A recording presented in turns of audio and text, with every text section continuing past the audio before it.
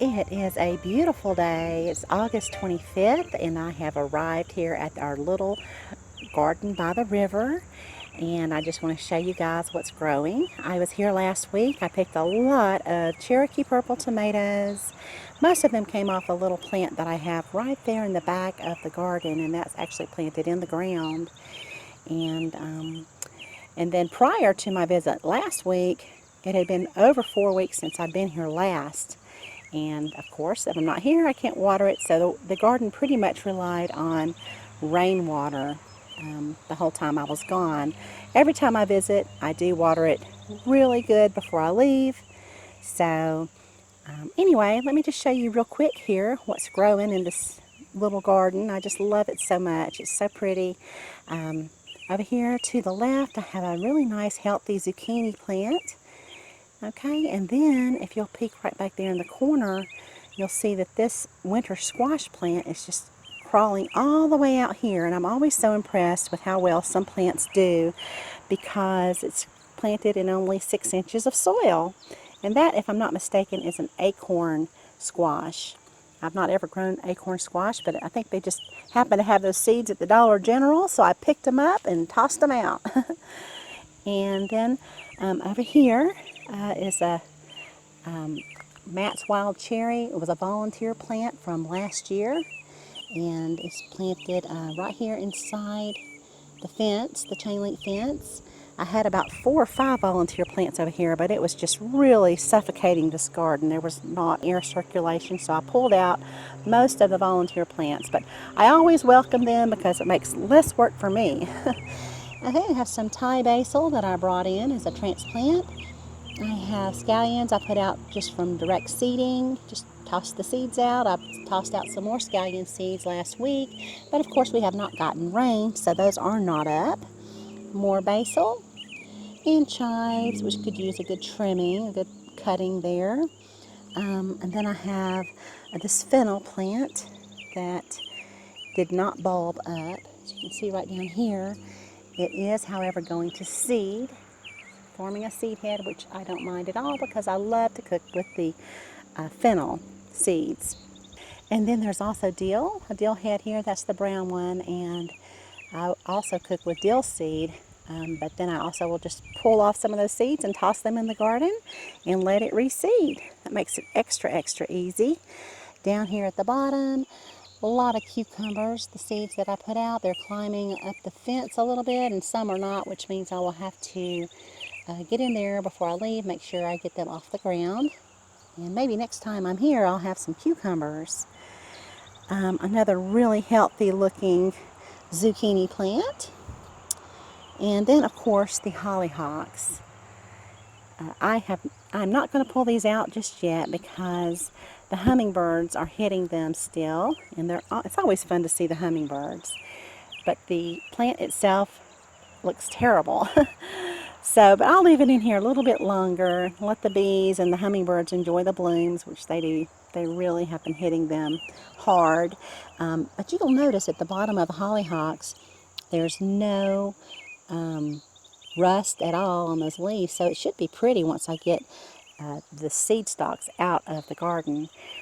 And I will toss those seeds around and hopefully get a lot more blooms for not next year but the following year, because these are biennials. My understanding is you need to grow these for 3 years in order for them to bloom every year, if that makes sense to you. And then lavender's getting a little bit too much shade. I need to clean it up a little bit.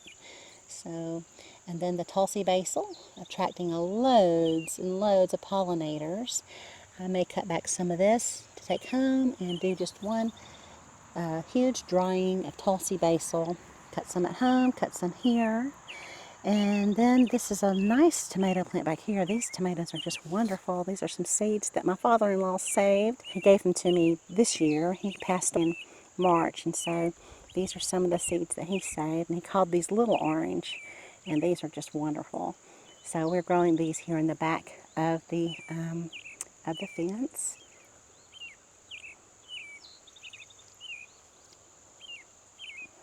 All right, so we have really been enjoying these. They have just a wonderful flavor, and I like these actually more than the Matt's Wild Cherry.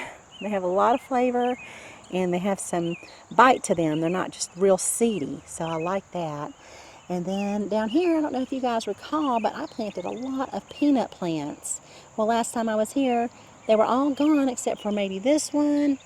And then I have one over here under the Tulsi basil. There were just holes where they were, and I don't know what happened to them. I have absolutely no idea. So I tossed out some lettuce seeds, and then this amaranth is just beautiful. These are so nice in cut flower arrangements, and it's so easy to grow. Now the leaves always get eaten up by something, so that's not as pretty, but the little flower spikes, they're just beautiful. And then radishes, thyme, chives, which can, like I said earlier, needs a good cutting there. Scallions are looking great. I have some basil. Of course, I'm getting to the shady part of the garden now. Zinnias are blooming. That's just from seeds I tossed out. Sweet potatoes right down there. A beautiful, healthy zucchini plant planted in the ground, along with the Cherokee purple back there. That was also some seeds. From some seeds that my father-in-law saved. That was his favorite tomato, and so I planted his seeds, and we've been enjoying his tomatoes this year. And then we have in the very back some French tarragon, thyme, rosemary, horseradish, mint, and sweet potatoes. I'll have a lot of work to do next year as far as thinning that out, but I wanted to see how they did out here first and just get them established. So they will definitely need some thinning. And then right here is the acorn squash that I planted right here in the square foot garden bed. And I showed you how it's taking over that side of the garden. But it's also coming around here. And it's just humongous. I guess that's a word. But yeah, we have acorn squash right down in there. You can see that. And then another one here. I'm assuming this is acorn squash. I'm just trying to go off of memory. Sometimes I just get kind of seed happy and start throwing everything out here. There may be some more in here. I'd be very surprised if there's not a lot more squash in here. So anyway, there you have it. That is the square foot garden here in late August. And I will end the video by taking you around to the back where my mother-in-law grows dahlias. And they are just beautiful. Okay, so here is her red ones. They're really big, really beautiful. This one has just done so well. I think she's had this one back here for 4 years, I think. Maybe 4, maybe 5 even. But she's planted a lot of other ones all along the back deck here. Okay, so let's take a look at them and see what we have. This one has turned out to be really pretty. It's kind of like a very light orange, maybe even like an apricot color. Lots of blooms on there.